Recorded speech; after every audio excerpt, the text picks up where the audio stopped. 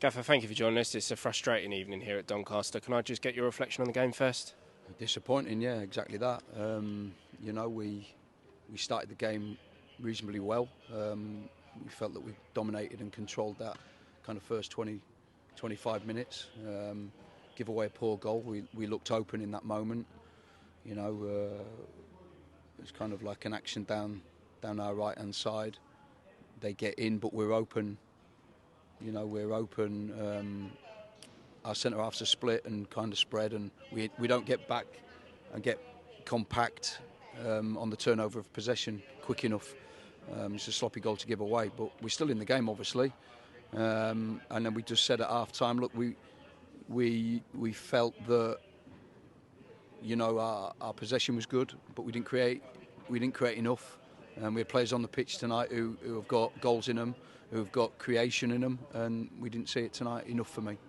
Do you think that, obviously, the first goal was a bit of a killer to us because we were starting to, slowly starting to pick our way into some chances and playing some decent stuff, but then that goal sort of came at the wrong time. It came on the counter and sort of, took the wind out of us a little bit, didn't it? Yeah, no, exactly that. I think, a fine example of goals change games. That was the exact example of that. We were relatively comfortable. Like I say, I felt that there was some moments where we did, concede too much space for the opposition.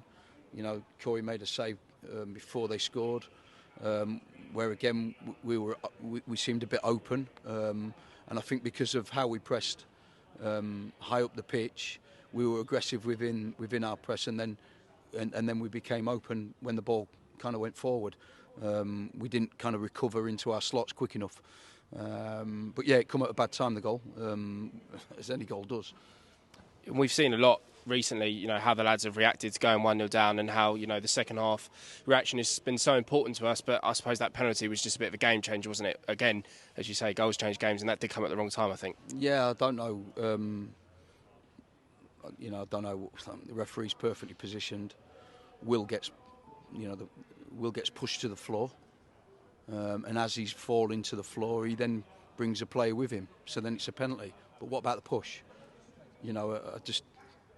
It's just crazy that that's a penalty for me. He gets pushed to the floor.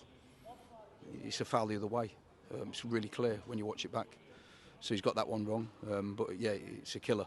It's a killer because now we've got a real uphill challenge to have against a side who keep the ball really well and have attacking threats. They're a good side. Like I said before, they're in a false position. But it was a tough game tonight. Some notable changes, obviously, to the team. Three changes you made. Is that anything for us to be concerned about, any injuries, or is that just a case of we're looking to sort of manage in what is going to be, as we've spoke about a lot recently, a very busy month? Well, no, there's no injury concerns. It's more so kind of like leaving players at home who wouldn't have benefited by playing tonight, and certainly wouldn't have benefited by travelling and sitting on a bench either. We had to be fresh tonight in order for us to be fresh Saturday.